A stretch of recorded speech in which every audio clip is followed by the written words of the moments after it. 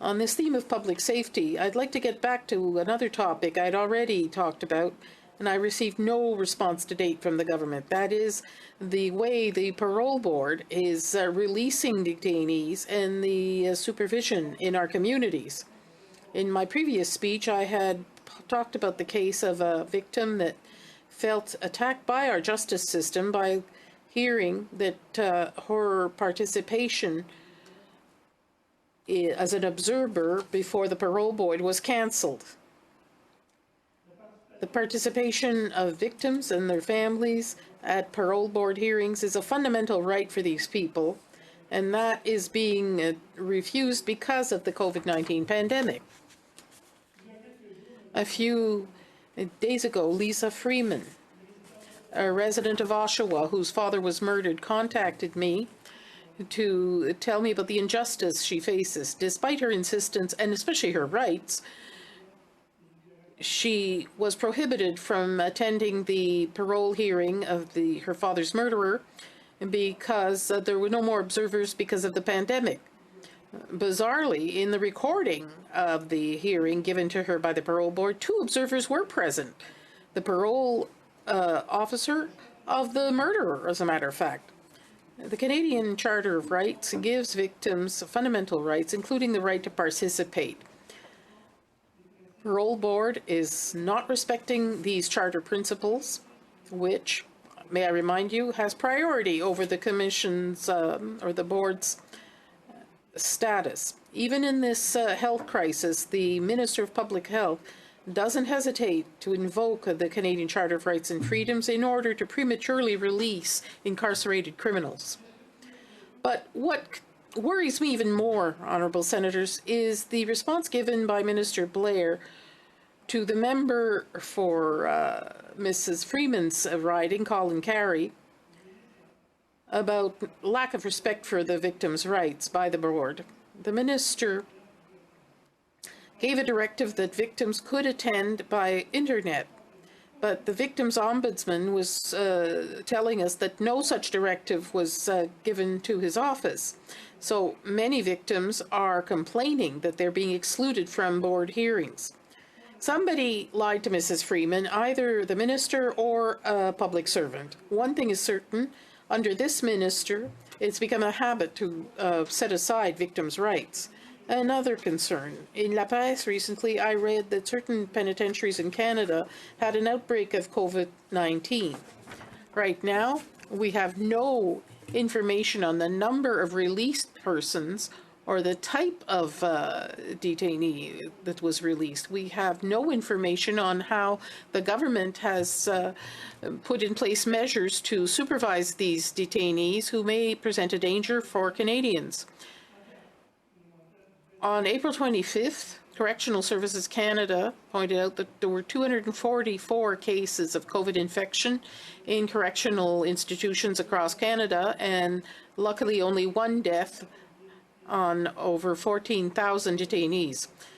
The staff of Correctional Services Canada is a frontline intervener, as are other workers, for their backbreaking work and dedication in this dangerous environment. They deserve our recognition and respect, and especially safety. The question is, why did the minister opt for this solution to release criminals who he claims are not dangerous?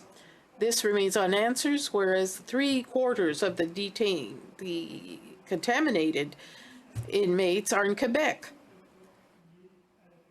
while most penitentiaries have no problems related to the pandemic.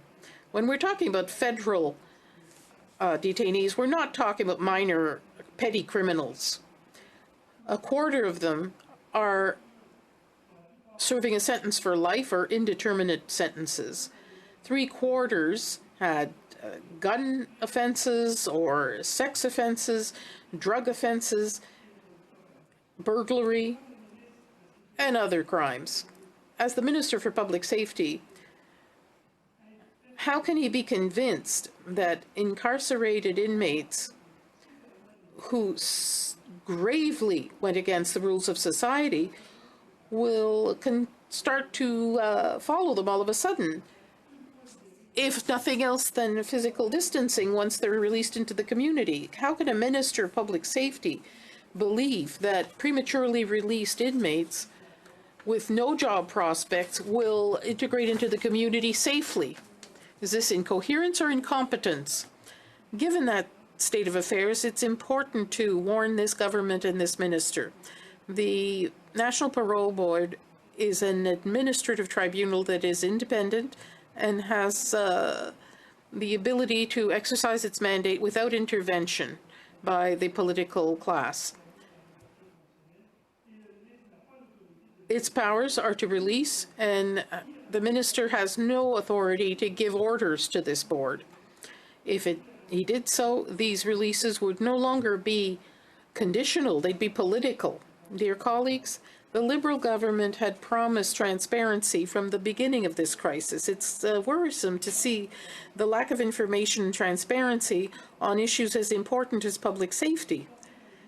The evasive questions or answers to my questions by the Minister of Public Safety did not reassure me in the least. In a crisis period such as the one we're experiencing now, there's no worse situation than the lack of transparency. I doubt that Minister Blair can meet this challenge.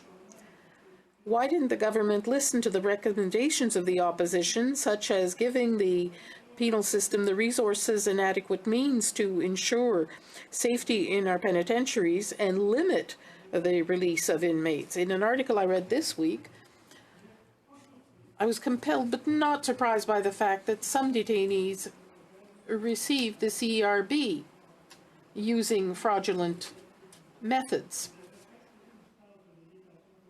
Officers at the Trois-Rivières detention center intercepted CERB checks for inmates. This is quite troubling when we know that honest workers are still waiting for their CERB payments. This is improvisation by our leaders. As parliamentarians, we have to remain vigilant. The authority and powers that we give the government must be limited in time, and I'm satisfied that Bill C-15 has a deadline which was demanded and obtained by the official opposition in the other place.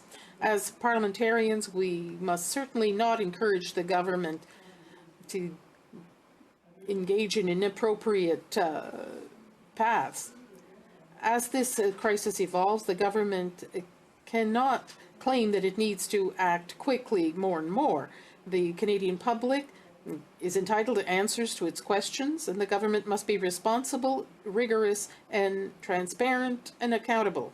I know that all senators in this House will be vigilant and diligent in this matter.